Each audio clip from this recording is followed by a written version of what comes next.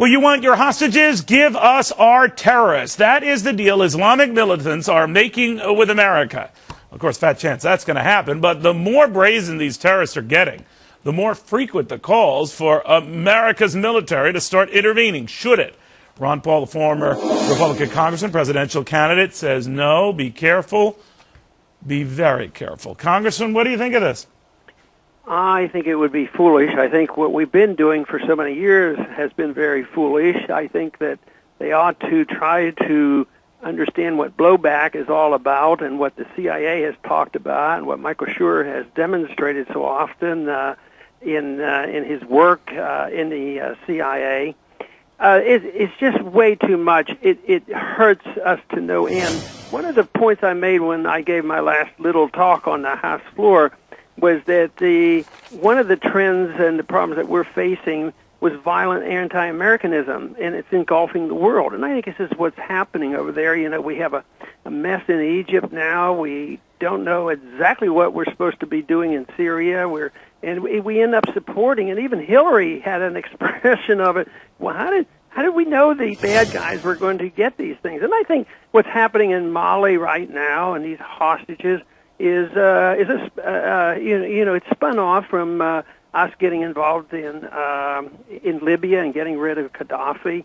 So one thing leads to another, and I just think that all these problems that we have makes my case very clear that we should have followed the founders' advice of staying out of the entangling alliances and staying out of the internal affairs of other nations, mind our own business, and save a dollar now and then because we're flat out broke. Well, the argument you get back, as you know, Congressman, is that we'll regret that because we essentially give the bad guys free run.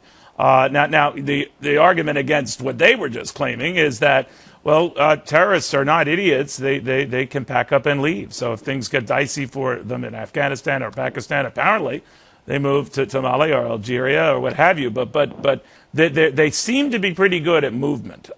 So I guess the bigger question is, should we do anything about that? Or do we just let them brazenly grow unobstructed? Well, what we have to decide is why we have the problem. If we come down on the side that it's spontaneous and they hate Americans, there's Al-Qaeda because they kill us and they don't like our prosperity and they don't like our freedoms, then you keep chasing them.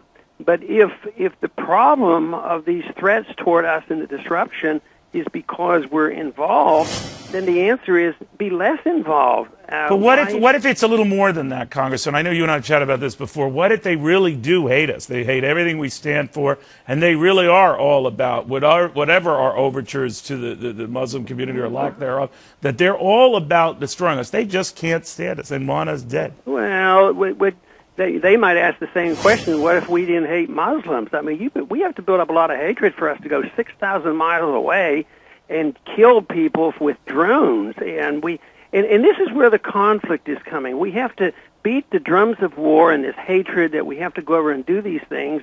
And then all of a sudden, we have an epidemic of suicides of American soldiers that come back. What am I doing over here? Shooting these drone missiles and little kids dying and innocent people dying, and all of a sudden they come back and now more people die from suicide. Our soldiers are committing suicide.